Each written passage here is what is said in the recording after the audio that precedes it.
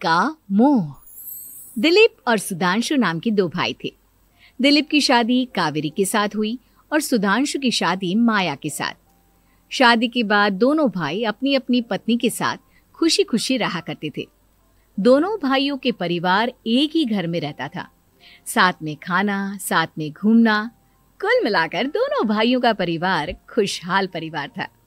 कुछ सालों के बाद दिलीप की पत्नी कावेरी को एक बेटा हुआ। भैया, आज मैं बहुत खुश हूँ, चाचा बन गया हूँ मैं। हाँ भाई साहब, इस बच्चे के घर में आने से तो रौनक आ गई है। मैं सबको बताऊंगी कि मैं तो चाची बन गई हूँ, चाची। तुम दोनों कितने अच्छे हो। हमारे बच्चे के आने से ऐसे खुश हो रहे हो जैसे ये बच्चा तुम्हारा ही हो। बस भैया, अब आपका बेटा इस दुनिया में आ गया ना, हम भी कोशिश करेंगे कि हमारा भी बच्चा जल्दी से इस दुनिया में आ जाए। और फिर आपका और हमारा बच्चा दोनों मिलकर दिन भर घर के आंगन में खेला करेंगे। कितना मजा आएगा ना। सच कहती हो माया, मैं भी उसी दिन का इंतजार कर रही हूँ जब तुम्हारी भी गोद भर जाएगी और मेरे बेटे को एक छोटा भाई या बहन मिल जाएगी। 1 साल बीत जाता है। दिलीप और कावेरी का बेटा अब 1 साल का हो चुका था, लेकिन सुधांशु और माया की कोई औलाद नहीं होती। माया, लगता है कि हमारी जिंदगी में बच्चे का सुख ही नहीं है। ऐसा क्यों कहते हैं? दिलीप भाई साहब का बेटा भी तो हमारा ही बेटा है ना। तुम्हारी बात बिल्कुल ठीक है माया, लेकिन फिर भी हमारा खुद का एक बच्चा होता तो कितना अच्छा होता। हाँ, कावेरी भाभी भी हमेशा कहती हैं उन्हें अपने बेटे के लिए एक छोटा भाई या बहन चाहिए। लेकिन देखिए ना, हमारी तो किस्मत ही कितनी खराब है। हमारे तो सारे ट्रीटमेंट भी फेल हो चुके हैं। डॉक्टर ने भी साफ साफ कह दिया है कि तुम कभी माँ नहीं बन सकती। वही तो सुधांशु, बहुत बुरी किस्मत है हमारी। लेकिन माया, हम अपनी किस्मत को इतना क्यों कोस रहे हैं? हम दिलीप भाई साहब के बेटे को अपने बेटे की तरह ही प्यार कर सकते हैं ना। हाँ जी, बिल्कुल सच कहा। मैं भी वैसा कर सकती हूँ। चाची हूँ, उसे छोटी माँ का प्यार नहीं दूंगी क्या? कुछ दिनों के बाद दिलीप का एक दोस्त दिलीप से मिलने के लिए आता है। अरे क्या बात है दिलीप, बधाई हो बधाई। और घर तो काफी बड़ा है तुम्हारा। वैसे तुमने अपने बेटे के बारे में क्या सोचा है? भैया, और क्या सोचेंगे, बस उसे पढ़ा लिखा कर अफसर बनाएंगे, उसकी पढ़ाई पर खर्च करेंगे। अरे भाभी, आपकी तो इतनी सारी प्रॉपर्टी है, आपको किस बात की चिंता? ले देकर एक बेटा ही तो है। अरे नहीं दोस्त, तुम गलत समझ रहे हो। इस घर में मैं और मेरा छोटा भाई दोनों रहते हैं। इस घर का आधा हिस्सा मेरे छोटे भाई का है। अच्छा, कितने बच्चे हैं तुम्हारे छोटे भाई के? भैया, उनके साथ ना कुछ प्रॉब्लम है। मेरी देवरानी कभी माँ नहीं बन सकती। अरे फिर किस बात की चिंता? अरे मैं तो कहता हूँ अपने बेटे के भविष्य के बारे में सोचिए ही मत। बस ये घर उसके नाम करवा दीजिए। देखिए, आपके भाई का भी कोई बच्चा नहीं है तो सब कुछ आपके बेटे को ही मिलना चाहिए। लेकिन ऐसा करना क्या सही होगा? अगर उनका बच्चा नहीं है तो क्या हुआ? ये घर आधा उनका है, उनकी जो मर्जी है वो करे। अरे कैसी बात करते हो? उनकी कोई औलाद नहीं है, वो क्या करेंगे प्रॉपर्टी अपने नाम रखकर? हाँ, वैसे भाई साहब, आपकी बात तो बिल्कुल सही है। अब जो कुछ भी है वो हमारे बेटे का ही तो है। आखिर वही तो इस घर के वंश को आगे बढ़ाएगा। मैं कल ही देवर जी से बात करती हूँ। अगले दिन सुधांशु और माया, इधर आओ। तुम दोनों से एक बहुत जरूरी बात करनी है मुझे। बताइए ना भाभी, क्या बात है? आपको कहीं जाना है तो आप अपने बेटे को मेरे पास छोड़कर जाइए। मैं ही पूरा दिन रख लूंगी उसे। अरे नहीं माया, वो तो मुझे पता है। मैं किसी और चीज के बारे में बात करना चाहती हूँ। बताइए ना भाभी, क्या बात है? देखिए देवर जी, आपका कोई बच्चा है नहीं, लेकिन मैं जानती हूँ कि आप हमारे बेटे को अपने बेटे की तरह ही प्यार करते हैं। भाभी, बेटी की तरह नहीं, वो हमारा ही बेटा है। मेरे लिए तो वो मेरा ही बच्चा है। वही तो फिर क्यों ना ये सारी प्रॉपर्टी हम मेरे बेटे के नाम करवा दे, क्योंकि तुम्हारा हो या मेरा, हम सबका एक ही तो है बेटा। लेकिन भाभी, अभी तो वो सिर्फ 1 साल का है। अभी से प्रॉपर्टी उसके नाम करवाने का क्या मतलब है? देखिए देवर जी, जो काम जितना जल्दी हो जाए ना उतना अच्छा। आने वाले वक्त का क्या भरोसा। भाभी भरोसा क्यों नहीं, हम तो हमेशा आपके बेटे को माँ बाप की तरह ही प्यार करेंगे। हाँ, लेकिन फिर भी मैं चाहती हूँ कि ये सारी प्रॉपर्टी मेरे बेटे के नाम हो जाए। अब मुझे नहीं लगता तुम दोनों को इसमें कोई भी परेशानी होगी, है ना?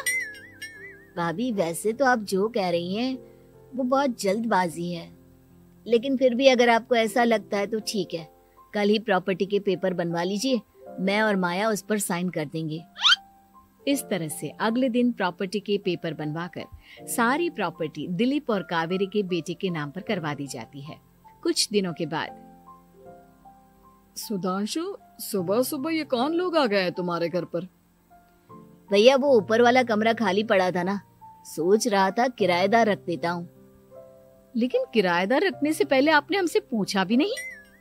भाभी इसमें आपसे पूछने वाली क्या बात थी, हमें एक ही कमरे की जरूरत थी, इसलिए सोचा दूसरा कमरा किराया पर दे देते हैं, कुछ इनकम हो जाएगी। अरे माया, ये सारी प्रॉपर्टी अब मेरे बेटे के नाम पर है और यहाँ पर जो कुछ भी होगा उसके लिए तुम्हें मेरी या दिलीप की परमिशन तो लेनी पड़ेगी ना। हाँ सुधांशु, तुम्हारी भाभी ठीक ही तो कह रही है। अब देखो, तुमने खुद अपने हाथों से ये प्रॉपर्टी हमारे बेटे के नाम की है, वह अभी बहुत छोटा है, तो इस घर से रिलेटेड सारे फैसले तुम्हें हमसे पूछ कर लेने चाहिए। भाभी हमें तो लगा था कि आप हम लोगों से बहुत प्यार करती हैं, लेकिन आप तो हमारे साथ भेदभाव करने लगी। अरे इसमें भेदभाव करने वाली क्या बात है?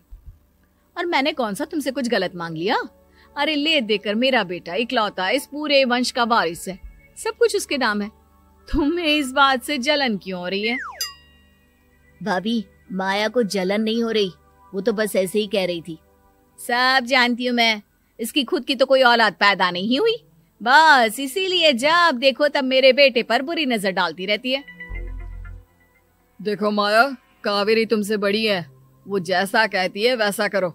और वैसे भी इस घर पर अब तुम लोगों का कोई अधिकार नहीं है, वो तो हम लोगों की भलाई समझो जो तुम्हें अभी तक यहाँ रहने दिया है। भैया आप इतने कैसे बदल गए? इस प्रॉपर्टी ने आपके दिल से हमारे लिए प्यार पूरी तरह खत्म कर दिया है क्या? इसी तरह वक्त बीतता जाता है और देखते देखते दिलीप और कावेरी का बेटा प्रणव 25 साल का हो जाता है और उसकी नौकरी लग जाती है। पापा आज मेरा अपॉइंटमेंट लेटर आ गया है, मैंने सिंगापुर में जॉब ज्वाइन कर ली है। लेकिन प्रणव, विदेश में नौकरी करने जाने से पहले तुम्हें कम से कम अपने मम्मी पापा से एक बार पूछना चाहिए था ना। इसमें पूछने वाली क्या बात है माँ, मैं सिंगापुर जाकर जॉब करना चाहता हूँ तो करना चाहता हूँ। देखो प्रणव, हमने तुम्हारे लिए इतनी सारी प्रॉपर्टी यहाँ पर रखी हुई है, उन सब का क्या होगा? यहाँ रहो, बिजनेस करो। सॉरी पापा, मैं यहाँ रहकर कोई बिजनेस नहीं करने वाला, और ये जितनी भी प्रॉपर्टी आपने मेरे लिए संभाल कर रखी है ना, ऐसे ही किसी को दान में दे दीजिए, क्योंकि मैं सिंगापुर से वापस इंडिया आकर कभी नहीं रहने वाला। दिमाग खराब हो गया है तेरा, जानता नहीं तेरी वजह से हमने तेरे चाचा चाची से लड़ाई करके पूरा घर तेरे नाम करवा दिया था। हाँ तो ऐसा करने से पहले आपको सोचना चाहिए था ना। और मम्मा, मैं तो वैसे भी उस वक्त 1 साल का था, मेरा इस मैटर से कोई लेना देना नहीं है। कैसी बात कर रहा है ये लड़का? अरे तेरी वजह से अपने छोटे भाई से दुश्मनी लेकर बैठा हूं मैंने तो उसे घर से भी निकाल दिया। जानता नहीं तू, बाजू वाले घर में एक छोटा सा कमरा किराए पर लेकर रहते हैं तेरे चाचा चाची, और ये सब मैंने तेरे लिए किया। देखिए पापा, आपने जो कुछ भी किया अपने लिए किया। मैंने आपसे कब कहा था कि मुझे ये प्रॉपर्टी और घर चाहिए? और वैसे भी अपने भाई के साथ इस तरह का बिहेव करके आपने कोई अच्छा काम तो किया नहीं। तू सही कह रहा है बेटा, हमने तेरे चक्कर में अपने छोटे भाई जैसे देवर और बहन जैसी देवरानी को इस घर से निकाल दिया। बहुत बड़ी गलती हो गई मुझसे। ठीक है मॉम, तो अब आप अपनी गलती सुधारो, लेकिन मुझे तो फॉरेन जाना है, मैं वहीं जाऊंगा। अब आगे क्या करना है ये आपका डिसीजन है। और प्रणव सिंगापुर जॉब करने के लिए चला जाता है। कुछ दिनों के बाद जब दिलीप और कावेरी को अपनी गलती का एहसास होता है तो वो सुधांशु के घर पहुंचती है। सुधांशु, माया, हमें माफ कर दो, हमसे बहुत बड़ी गलती हो गई। क्या हुआ भाभी? आज इतने सालों के बाद अब हम गरीब लोगों के घर क्या करने आई हैं? भाभी, हमने तो खुशी खुशी अपने भतीजे को सब कुछ दे दिया, अब हमारे पास कुछ भी नहीं बचा है। भाई, मुझसे बहुत बड़ी गलती हो गई जो तेरे जैसे भाई को मैंने प्रॉपर्टी के चक्कर में घर से निकाला, और जिसके लिए मैंने ये सब कुछ किया वो खुद ही विदेश चला गया। भैया भाभी, जिस बेटे के लिए आपने हम लोगों को इतनी तकलीफ दी, आपस के प्यार को बिगाड़ा, जब वही आपसे दूर चला गया तो आपको इस बात का एहसास हुआ। लेकिन माफ कीजिए, अब हम आपके साथ रहने के लिए उस घर में नहीं आ सकते। नहीं नहीं माया, ऐसा मत कहो, मुझसे बहुत बड़ी गलती हो गई, प्लीज वापस चलो, मैं वो घर फिर से तुम्हारे नाम कर देती हूँ। भाभी, मैं उस घर का क्या करूंगी? किसके लिए? मेरा कोई बच्चा नहीं, मैं तो बस जिंदगी भर आप लोगों के साथ प्यार से रहना चाहती थी, प्रणव को अपने बेटे की तरह प्यार करना चाहती थी, लेकिन आपने मुझसे वो अधिकार छीन लिया। भाभी और भैया, एक सवाल पूछना चाहता हूँ आप लोगों से। जो बच्चा कुछ ही दिन पहले दुनिया में आया हो, जिस बच्चे के भविष्य का आपको पता ही ना हो, उसके लिए अपने पुराने रिश्तों को तोड़ देना, अपने सगे रिश्तेदारों से दुश्मनी मोल लेना, उनके साथ झगड़ा करना, उनकी बेइज्जती करना, क्या ये सही है? कम से कम हमें सही वक्त का इंतजार तो करना चाहिए ना। सिर्फ प्रॉपर्टी के लिए अपने सगे भाई को घर से निकाल दिया, वो भी अपने 1 साल के बेटे के लिए। क्या ये वाकई में सही था? जवाब दीजिए मेरी बात का।